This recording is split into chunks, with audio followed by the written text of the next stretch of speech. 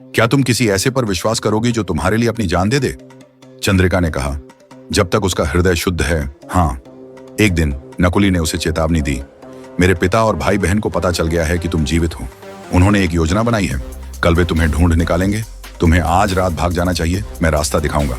उस रात नकुली चंद्रिका को जंगल के गुप्त रास्ते से ले गया, पर जैसे ही वे जंगल के किनारे पहुंचे, आग की मशालें जल उठी। मोरध्वज, उसके दोनों बेटे और कराली सामने खड़े थे। उनके चेहरे पर गुस्सा और धोखे का भाव था।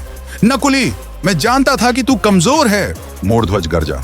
तूने हमारे खून को धोखा दिया। कराली ने तीखी आवाज में कहा, इस राजकुमारी ने हमारे रहस्य जान लिए हैं। इसे और इस गद्दार को जिंदा नहीं छोड़ सकते। काल भैरव और श्याम सिंह ने आगे बढ़कर उन्हें घेर लिया। चंद्रिका ने देखा कि ताबीज की चमक मध्यम पड़ रही थी।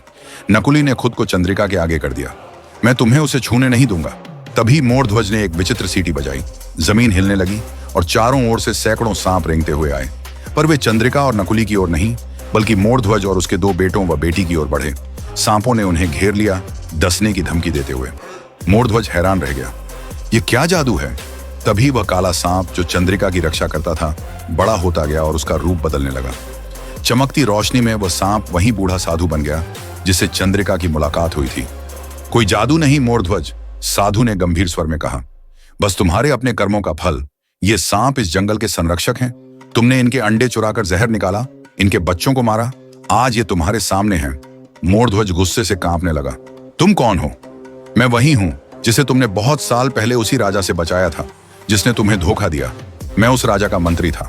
मैंने उसके अत्याचार देखे और जंगल में साधु बनकर रहने लगा। मैं तुम्हारी पीड़ा जानता था, पर तुमने प्रतिशोध की आग में अपनी और अपने बच्चों की आत्मा जला डाली। तुम्हारा पुत्र नकुली तुम्हारे अंधकार में अकेली जलती मोमबत्ती बना रहा, और यह राजकुमारी, यह उसी राजा की पोती है जिसने तुम्हारा नुकसान किया था। सबकी सांसें थम गईं। चंद्रिका हैरान रह गई। वह उसी राजवंश से थी जिसने इस परिवार का सब कुछ छीना था। साधु ने आगे कहा, मैंने तुम्हारी परीक्षा लेनी चाहिए। मैं जानता था कि चंद्रिका का यहां आना होगा। मैंने उसे 3 नियम दिए जो असल में इस परिवार के लिए भी थे। पहला नियम, तुमने मीठे बोलों के पीछे छुरा छुपा रखा था। दूसरा, तुम आग के कुएं के मुंह में फंसे रहे, जो एक झूठ था। और तीसरा, नकुली ने अपने प्राणों की परवाह किए बिना सच्चाई और प्रेम के लिए अपने परिवार के खिलाफ खड़ा हो गया। उसने वही किया जो तुम्हारी पत्नी चाहती थी। अच्छाई को देखना। मोरध्वज की आंखों से आंसू बह निकले। वह अपने टूटे पैर के बल गिर पड़ा। कराली, काल भैरव और श्याम सिंह ने अपने हथियार गिरा दिए। उनकी आंखों से भी आवेश और गुस्से के पीछे छुपा दर्द झलकने लगा। साधु ने चंद्रिका की ओर देखा। बेटी, तुमने सभी नियमों का पालन किया। तुम्हारी बुद्धिमत्ता और करुणा ने नकुली के अच्छे हृदय को पहचाना। अब फैसला तुम्हारा है। तुम इस परिवार को क्षमा कर सकती हो या उन्हें दंड दिलवा सकती हो। चंद्रिका ने नकुली की ओर देखा, जिसकी आंखों में आशा और भय था। फिर उसने मोरध्वज की ओर देखा, जो अब एक टूटा हुआ बूढ़ा आदमी लग रहा था। उसने कहा, मेरे दादा ने एक भूल की जिसने इस परिवार को अपराधी बना दिया। एक गलती को दूसरी गलती से ठीक नहीं किया जा सकता। मैं इन्हें क्षमा करती हूँ। नकुली की आंखों में आंसू आ गए। मोरध्वज सिसकने लगा। मैंने क्या कर डाला? साधु ने मुस्कुराते हुए कहा, क्षमा सबसे बड़ा बल है।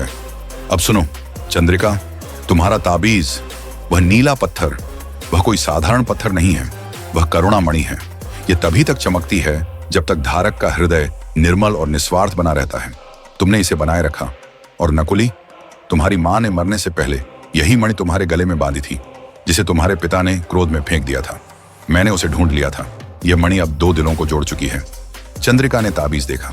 वह पहले से ज्यादा चमक रहा था। उसने और नकुली ने एक दूसरे की ओर देखा। उनके बीच बिना कुछ कहे एक गहरा बंधन बन चुका था, विश्वास, बलिदान और प्रेम का। चंद्रिका अपने राज्य लौटी, पर अकेले नहीं। नकुली और उसका पूरा परिवार, जिन्होंने अपराध का रास्ता छोड़ दिया था, उसके साथ थे। मोरध्वज ने राजा के सामने सारा सच कबूल किया। राजा ने न सिर्फ उन्हें क्षमा किया, बल्कि मोरध्वज को जंगल के रखवाले का पद दिया, जहां उसने सांपों और वन्य जीवों की रक्षा की। कराली, काल भैरव और श्याम सिंह ने सेना में भर्ती होकर ईमानदारी से सेवा दी। नकुली और चंद्रिका ने विवाह किया और उनका राज्य न्याय और करुणा के लिए प्रसिद्ध हुआ। सीख, जो स्वार्थ से परे होकर तुम्हारी भलाई चाहे, उसका मूल्य समझो। ऐसा प्रेम किसी भी रूप में आ सकता है, मित्र, परिवार या कोई अजनबी।